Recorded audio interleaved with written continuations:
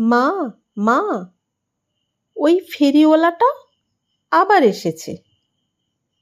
ওর কাছে কত নতুন নতুন জামা। একটা জামা আমাকে কিনে দাও না মা। আমি বুঝি পুরনো জামা পরে ঠাকুর দেখব। রান্নাঘরে গিয়ে দীপু তার মাকে ব্যস্ত করে তোলে। বিরক্ত হয়ে ওঠে দীপুর মা। দীপুকে ঠেলে সরিয়ে দিয়ে বলে, আমি এখন পয়সা কোথায় পাবো? বিরক্ত করিস না, যা তো রান্নাঘর থেকে। মায়ের বকুনি খেয়ে ছোট্ট দীপু কাঁদতে কাঁদতে বেরিয়ে যায় রান্নাঘর থেকে। দীপুর মা উনুনের জ্বলন্ত আগুনের দিকে তাকায়। আজ 3 বছর হলো দীপুর বাবা নিখোঁজ। সেই যে জমি জমার কাজে শহরে গেলেন, আর ফিরে এলেন না। কেউ বলে বেঁচে আছে, কেউ বলে মরে গেছে। দীপুর মা কিন্তু আশা করে আছে, একদিন না একদিন ঠিক দীপুর বাবা ফিরে আসবেন। বাবার কথা দীপুর মনেই পড়ে না, তাই যত আবদার তার মায়ের কাছে। পুজোর আর 2 দিন বাকি। পাড়ার সব বাচ্চা নতুন জামা কাপড় পরে ঠাকুর দেখবে, আর আমি দীপুকে একটু নতুন জামা কাপড় কিনে দিতে পারবো না? দীপুর মা চিন্তা করতে থাকে, যে করে হোক আমাকে কিছু টাকা জোগাড় করতেই হবে। 7-5 চিন্তা করতে করতে কিছু একটা তার মনে পড়ে যায়। তখনই তিনি উঠে গিয়ে তাকে রাখা ছোট কাঠের এক বাক্স থেকে 2 গাছা চুড়ি বের করেন। মামলা মকদ্দমা চালাতে চালাতে সব কিছুই প্রায় গেছে। বাকি ছিল এই 2 গাছা চুড়ি। এই চুড়ি দিয়ে তার শাশুড়ি বিয়ের পর নতুন বউয়ের মুখ দেখেছিল। কথায় বলে, মুখ দেখা জিনিস ভাঙতে নেই। কিন্তু দিন আনা দিন খাওয়া সংসারে এই 2 গাছা চুড়ি দীপুটার মুখে হাসি ফোটাবে। দীপুর মা চুড়ি 2 গাছা নিয়ে দোকানে গিয়ে বন্ধক দিয়ে কিছু টাকা নিয়ে আসেন। সেই টাকা দিয়ে দীপুর জন্য জামা প্যান্ট কিনে আনেন। নতুন জামা কাপড় পেয়ে দীপু যে কি খুশি, কি আনন্দিত, সে আর বলে বোঝানো যাবে না। আজ মহা অষ্টমী। আজকের এই পুণ্য দিনেই আবার দীপুর জন্মদিন পড়েছে। আজ সকাল থেকেই দীপু তার মাকে বলে, মা, আজ তুমি আর আমি দুজনে মিলে ঠাকুর দেখতে যাব, খুব মজা হবে। দীপুর মা বলে, না দীপু, তোমার আজ জন্মদিন, তুমি তো কচুরি খেতে খুব ভালোবাসো, আমি আজ তোমার জন্য কচুরি রান্না করব। দীপুর কচুরির কথা শুনে লাফিয়ে ওঠে, বলে, মা, তাহলে বিকেলবেলা নতুন জামা প্যান্টটা পরে ওই মোড়ের ঠাকুরটা দেখেই চলে আসব। দীপুর মা ছোট্ট দীপুকে আদর করে বলেন, আচ্ছা। বিকালে দীপুর মা দীপুকে নতুন জামা প্যান্ট পরিয়ে দেন। দিতে দিতে বারবার সাবধান করেন। বেশি দেরি করবে না কিন্তু। বাড়ি ঠিক সময় ফিরে আসবে। জানো তো এখন কত ছেলে ধরা বেরিয়েছে।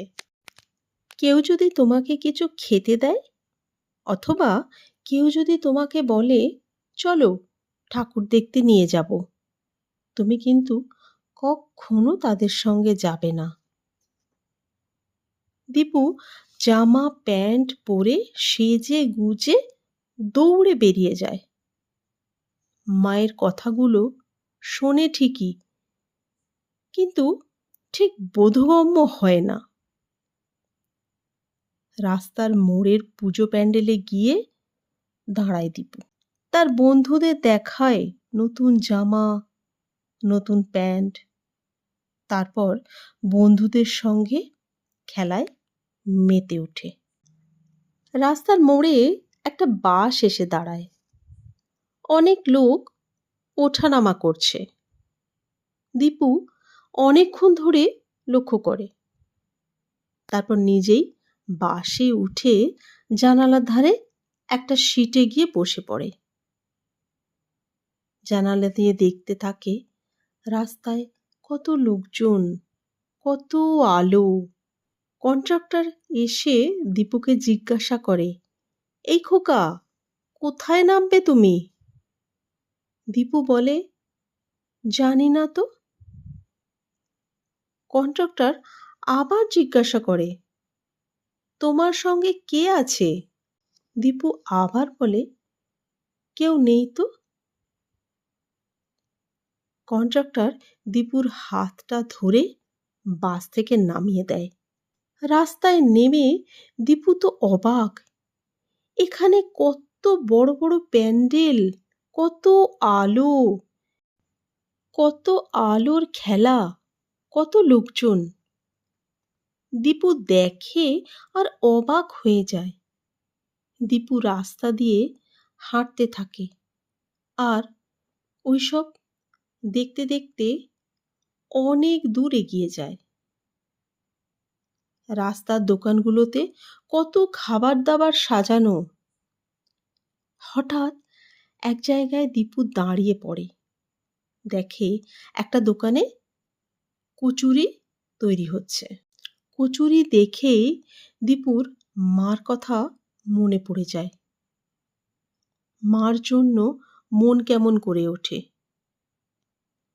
দীপু বাড়ি ফেরার জন্য রাস্তা খোঁজে, কিন্তু বিশাল জনস্রোতে হারিয়ে যায় দীপু।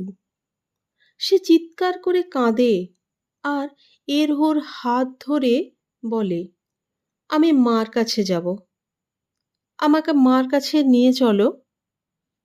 কিন্তু কেউ তাকে আমল দেয় না। দীপু হাঁটতে হাঁটতে একটা ফাঁকা জায়গায় চলে আসে।